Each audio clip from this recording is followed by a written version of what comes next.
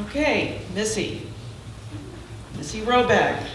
Her fiction has appeared or is forthcoming in American Fiction, Volume 14, Word Riot, Little Patuxent Review, Stymie Magazine, and has been shortlisted for the American Fiction Short Story Award and the Poets and Writers California Exchange Award, among others. She's also a singer-songwriter, but not tonight. In 2002, Missy released her CD, Just Like Breathing, which has made several year-end best of lists, including that of the Chicago Sun-Times. Welcome her tonight, Missy Roback.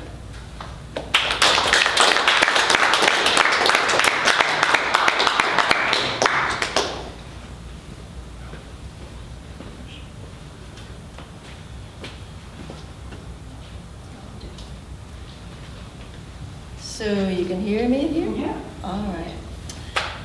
So thanks everyone for being here, and thank you, Allison, for having me. I'm going to read a story called The Warning Track, and it's a chapter from my novel in progress, which is called Lady Moth. The Warning Track. Smooth dirt, reddish brown. The warning track runs parallel to the outfield wall of the baseball park. It's there to protect the outfielder. When he races to catch the fly ball, eyes skyward, the change in terrain beneath his feet, from soft-trodden grass to flat dirt, tells him he's about to hit the wall. It is not a foolproof system. The World Series, October 2004. I watched the games with strangers at a sports bar in Potrero Hill. I didn't want to be alone. I didn't know any Red Sox fans in San Francisco. I found them all at this bar, the Connecticut Yankee, an ironic name since we'd beaten the Yankees to get to the World Series. 7 months earlier, I'd found a crack pipe in my apartment. No, it was still our apartment then. Richard and I lived there. The pipe was between the cushions of the couch. I held it up to the light. It was smoky brown, broken and sharp, something black and gnarled still inside. I'd never seen one before. The Red Sox hadn't won a World Series in 86 years. There were handmade signs posted all over the bar. The sign said, "We believe." I needed something to believe in. The Baby Parade, 2005. A desirable neighborhood, Noe Valley. Good weather, sunny, not much fog, safe and clean, family friendly. We moved here, Richard and I, in 1992. Our apartment was large and inexpensive. I live here still, in the same apartment. I pay the same rent we paid 13 years ago. I can't afford to leave. My neighbors have all bought twins. Every day at 11, the baby parade begins on 24th Street. Twins in $1,000 strollers pushed by smug, middle-aged mommies, or sometimes they're underpaid Latina nannies. What they have, I can't have. A baby, a husband, a golden retriever named Rex or Charlie or Marley. Perhaps daddy beats mommy. Perhaps mommy throws baby's bottle against the wall after baby refuses it yet again. But the sight of them, will you look at them? Manny Ramirez, former Red Sox left fielder, May 2009. Oh, Manny, I could have sold you my HCG. I have vials of it in my kitchen closet. I hardly got the chance to use it.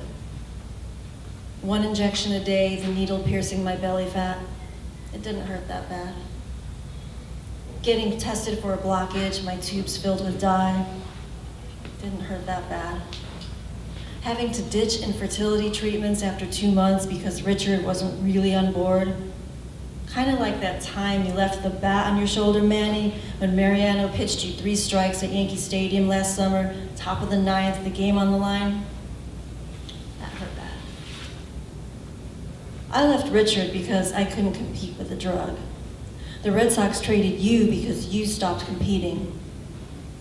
Why you quit on us, we'll never know. More money than God, the adoration of fans and sports writers, a manager that forgave your many quirks. You had everything. We looked the other way when you were indifferent, when you forgot there were 3 outs in an inning, didn't hustle to first base, fielded like you didn't mean it. You were playful, boyish, a free spirit, a liar, a fuck-up, a brilliant hitter, one we hadn't seen the likes of since Ted Williams. You led us to our first World Series in 86 years in 2004, another one in 2007. But love has its limits. Richard went to LA, you went to the LA Dodgers. He kept smoking crack. You, at some point, started juicing. And when you got caught, it wasn't steroids they found, but HCG, human chorionic gonadotropin, my fertility drug.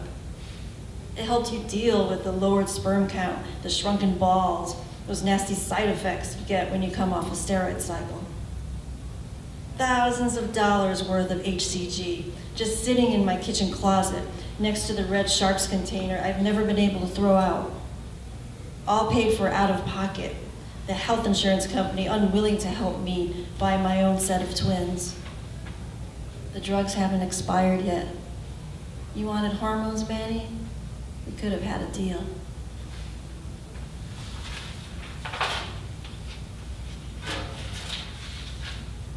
The dealer, June 2004. She was one of the numbers on Richard's cell phone bill. So many unrecognizable numbers, calls placed at all hours of the night. I called the numbers Richard called most often. I used the payphone at Bell Market so the people I called couldn't hit star 69. I didn't enjoy playing detective. I would have rather been home enjoying a quiet evening with Richard, but that would have required him being home. Later, months later, after Richard moved out, kicked out, he says, asked to leave, I said. The dealer came to my door with her boyfriend. No, her creepy boyfriend with his biker tats came to my door, banged loudly on the glass, looking for Richard. Said the check bounced, said he wanted his money, said Richard paid him for house sitting, and from my side of the glass I had to stifle a scream because Richard and I had not gone anywhere, not even a day trip in years.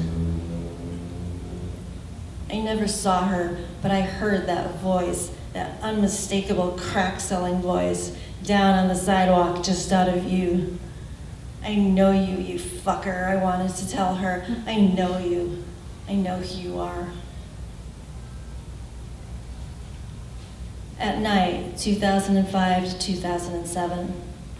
At night, I used to go to the alley across the street from my apartment. I went there to breathe the night blooming jasmine, to touch the purple flowers on the tree behind the weathered fence. I went there to smoke, a habit I just started. I went there to drink red wine in a coffee cup, sturdier, less prone to tipping over. I went there because I couldn't stand to be alone at night. My cat friends visited me, kept me company, not all at once, for there would be fights, but one by one on their own schedule. Bindi Boots, Ozzy, Kiwi, Lucy. I petted them, I talked to them. They wound round my legs, nuzzled my palm, a damaged Snow White surrounded by forest animals, my own fractured fairy tale. Sometimes I lay down in the alley, the better to see the stars. Cars rarely drove there at night, and even when one did, I had time to get out of the way. I didn't want to die. Not really. Not always. Sometimes. Sometimes, when the night was too long, when I was lying in bed with my own 2 cats, one on my pillow, the other beside me, and the wine hadn't fully muted the voices and images that haunted me, sometimes I took a sleeping pill. An Ambien after a few glasses of wine was nice. I might get out of bed then, turn on the TV, listen to music. Music always sounded good through the muffle of a hypnotic. Or I might stay in bed, my guard cats around me, their paws on my face, their purrs in my ear, while my breathing slowed, while I slowly breathed. Don't go. The SF Giants versus the LA Dodgers, August 2009. It's been 7 years since I've seen Calvin. The last time was here at AT&T Park, or whatever it was called then. The three of us that day, Cal and Richard and me, we sat behind home plate, the same seats we're in today, compliments of Cal's accounting firm. This morning when Cal called, "Manny's suspension is over, don't you want to see him?" I said, okay. I don't care about the National League, but it was a day game and oddly warm by San Francisco standards. Beyond the outfield wall, the bay spreads out, sailboats dotting the blue. The game is quiet, a pitcher's duel, perfect for such close seats, but the couple next to us couldn't care less. They're loud, animated, babbling through the entire game. They barely look at the field. The girl, an artist, has paint on her fingertips. She cackles at everything that comes out of the guy's mouth. Cal leaves to get more beer. Alone, it's hard to ignore those two, even harder to listen to them without remembering 7 years ago, Cal and Richard and me in these same seats, loud, animated, unable to focus.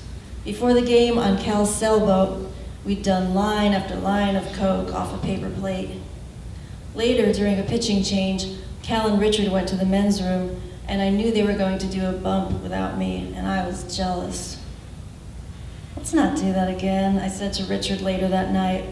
I loved Coke. The soaring euphoria, the false camaraderie, the numb lips. But I never wanted it around. It was too easy. Cal returns as Manny approaches the plate. Steroids, steroids, the crowd jeers. You still mad at him, Cal says. He hands me a Sierra Nevada. Not anymore, we're on different teams. Manny settles into his stance. He's oblivious to the catcalls, the insults. I admire his focus, his ability to shut out the world.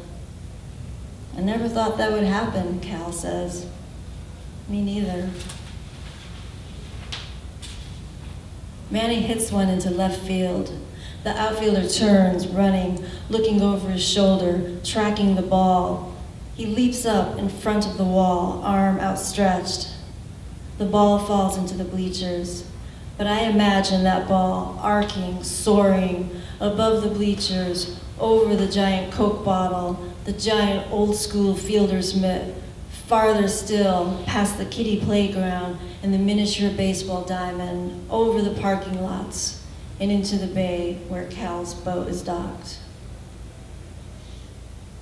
The Red Sox 2004 season.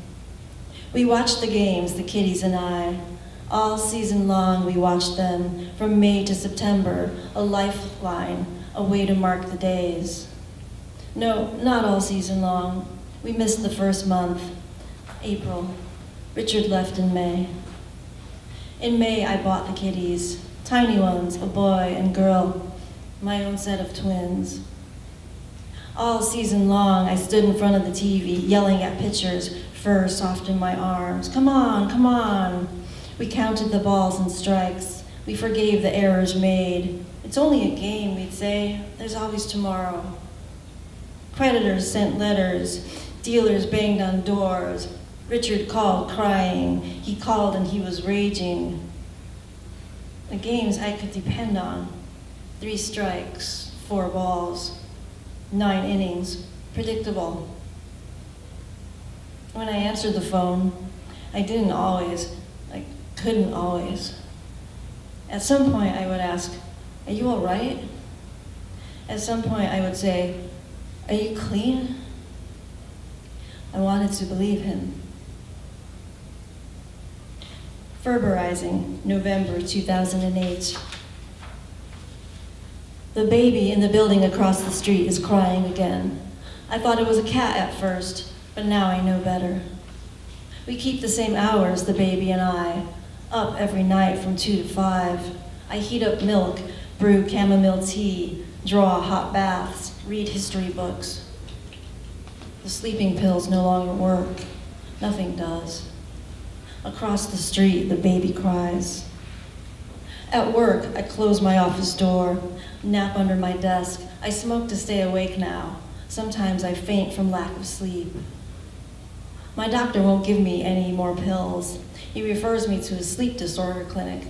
They can't see me for 3 months. Please, I say, I'll be dead by then. One morning, I sit on a bench in front of Martha's Coffee.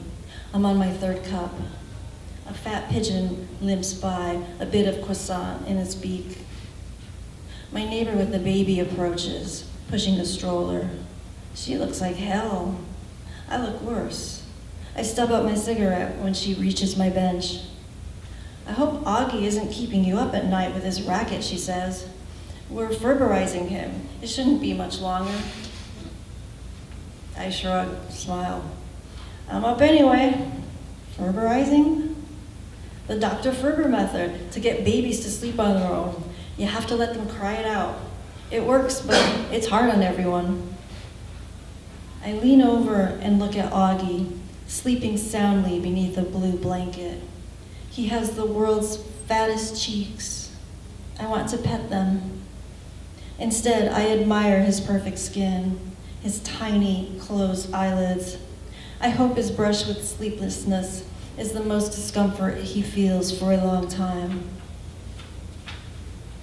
That night, I begin my own Ferberizing.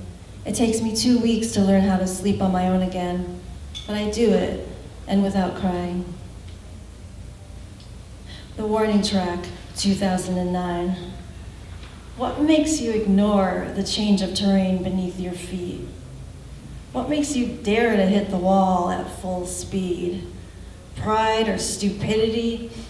Denial or desire? A love of danger? An absence of fear?